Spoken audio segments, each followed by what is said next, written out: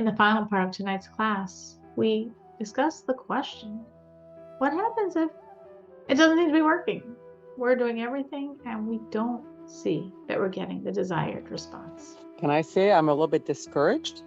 Okay, why are you discouraged, Al? Now I'll we tell know, you why. Tisha B'Av, you got all that energy. Because last Elul I prayed for X, Y, and Z. And thank God it was a good year. But this year I'm still praying for the same X, Y, and Z because X, Y, and Z didn't get resolved. So it's discouraging. Did anything get resolved this year? The same issues are continuing and I'm still praying for the same thing. So no, I don't know. It's hard to explain, but I feel like, no, I feel like it's not all peachy keen and smiles. And no, I'm still praying and I'm waiting for like better yeshuot for certain things. The reason why I'm asking is because I have a very long list. My laundry list to God is quite long. So is mine. And I could say that there are certain huge pieces, huge miracles that I'm sure I'm going to get and have still been banging on God's door for. And they haven't yet emerged. They're still behind the closed door. But I do see in many details of my life, a lot of kindness and compassion. And sometimes what I do to challenge myself is, of course, on one hand, to feel that God is listening.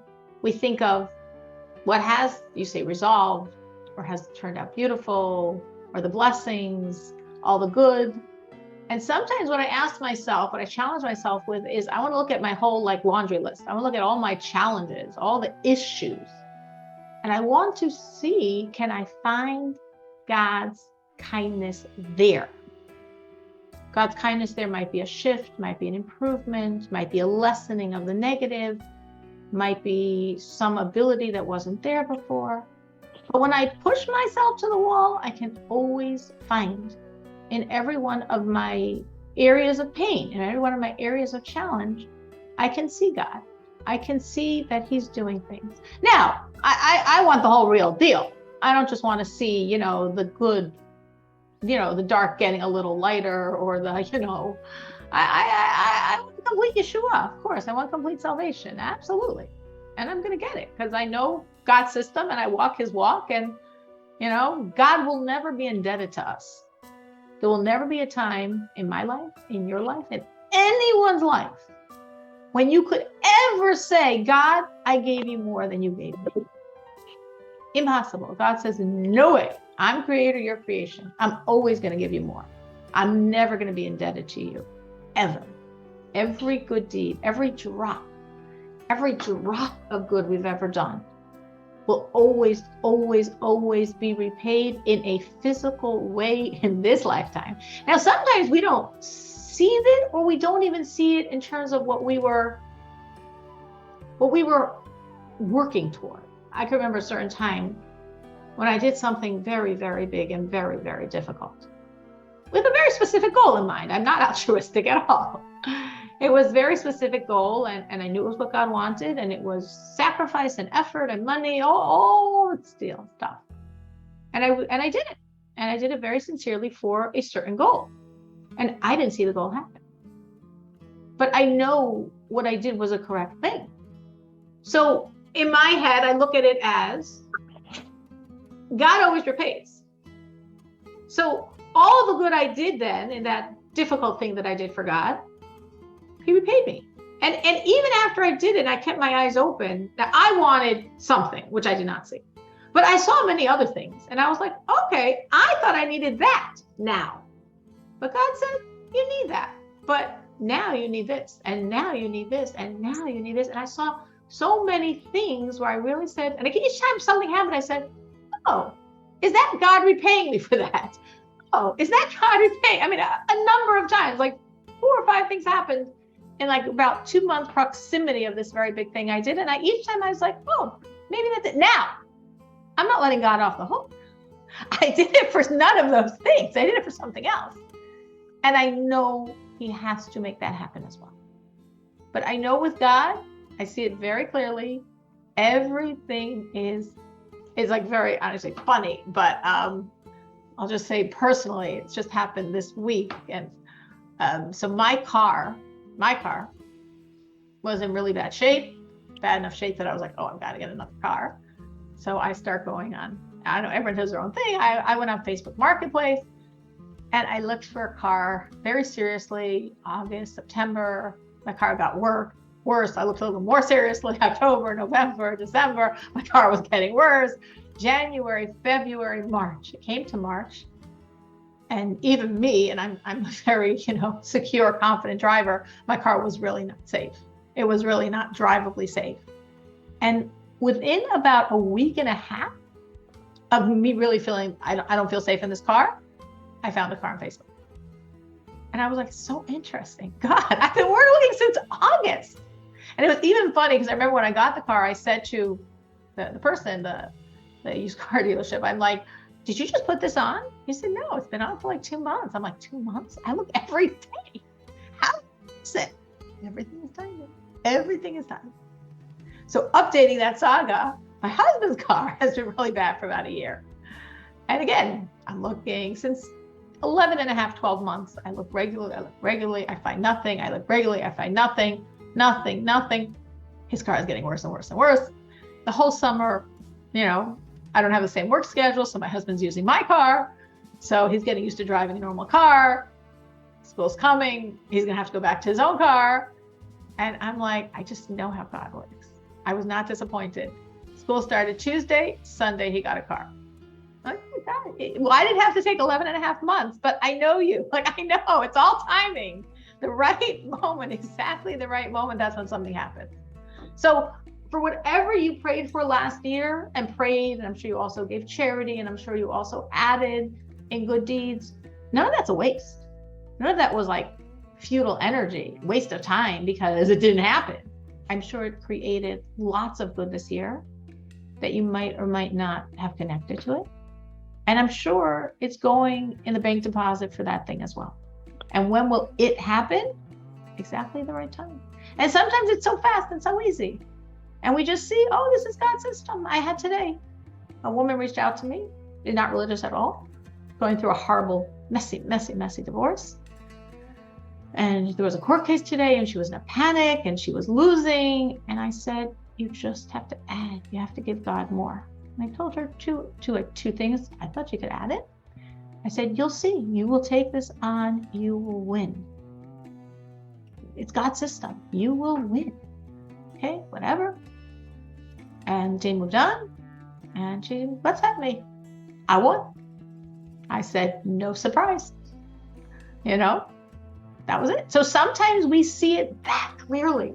You take on, literally, it was today. She took on today. She won. I mean, obviously, this is a divorce. There are many courts. But the case of today, she won. Her lawyer said she was losing. Her lawyer said, give in, compromise, I said, no way.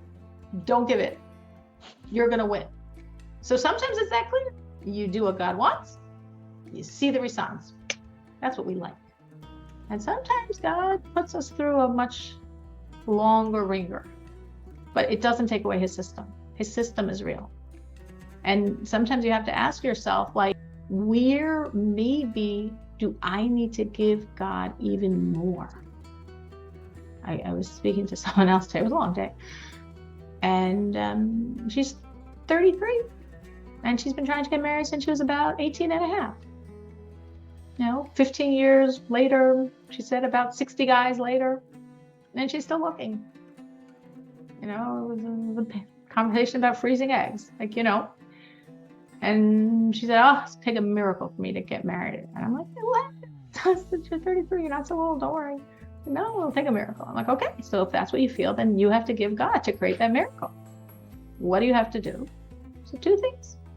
Do something in the area of what you're looking for, which is marriage, and give God what's most difficult for you. Give God what's most difficult. Sacrifice. Give that to him. And if you do those 2 things, it's going to open up. It's going to open up and you're going to see it.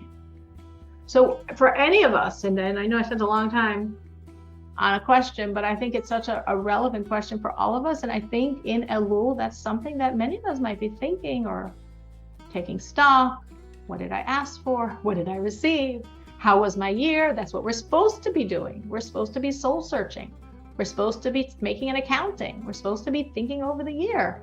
What did I do for God? What did God do for me? And if we find there are things that I was asking for so sincerely, pushed all the right buttons, and it didn't happen yet, don't despair of it happening, and don't despair of God's system. God's very straight. He's very straight. And just re-look at what you're giving him. You can say, but I'm giving him so much. It could be, but it could be for what you want, it's not enough. Or it could be, as I said before, you gave everything. It's just a question of timing. You gave everything. There's nothing you didn't give. All the money got perfectly put on God's counter, and it's just a question of his timing. But since we don't know, we know he's fair, we know he's just, we know he follows the rules. So we know we're going to get it. But I don't know. Did I not get it yet because of divine timing? Or did I not get it yet because I didn't put everything down that is needed for this issue? I put down loads. My gosh, this is such an expensive item. I put down so much. But maybe what I need for this is more than that. Not timing. I didn't put down enough. So since we don't know, we err on the side of caution and we relook at ourselves. And again, the two questions I would say would be, can I add something in this area? And is there something I'm still holding back from God? Of course, we all have areas, however holy we are, that we are maybe holding back a little from God, that we're not sacrificing, because these are things we have a hard time giving to God. And it's always great to remember, I know a concept that I've taught many times, that we know what we're in this world for by looking at what's most difficult for us. And what's most difficult for us, that's what our soul is here for. And what's most difficult for us is what I probably haven't yet given to God. When I look at where have I not yet given to him? Where am I still resisting? And I'm such a good person. And everyone in the world thinks I'm a good person. Everyone I know thinks I'm a good person. I am a good person. So it's easy, because we're such good people, to cover over the not as good parts. Those areas we still haven't given to God. And sometimes that's what he's waiting for. But don't look at it with a positive eye. This is going to be the year. God, I'm putting more on the counter, and I'm confident. I'm confident in you. I'm confident in your truth. I'm confident in your system. And it's going to be. It's going to be. As long as it's something that God would want to be, it's a good thing. There's nothing we're asking for that isn't something God would want. You have to walk around with the optimism, with the confidence it's going to be. It actually says in the Midrash about Rosh Hashanah that, the Jews are such a strange people. Here it is, day of judgment. The whole world is judged. Every ant is judged. Every mosquito is judged. Every animal is judged. We are all judged. And we go to synagogue in beautiful clothing, like it's such a happy day.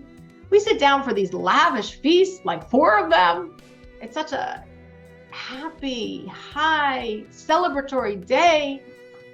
The Midrash says that's so strange. Normally on a day of judgment, you're like shivering in your boots and you're maybe your bread and butter and the sackcloth. Oh, so why are we all dressed up? Why are we drinking wine and eating meat? Because we're confident. We're confident that God, we are doing what you want and you come through for us. Just like a similar Midrash says about Sukkot, that when we walk with our esrog and our lulav, right? Imagine the lulav, like that tall, spear-like.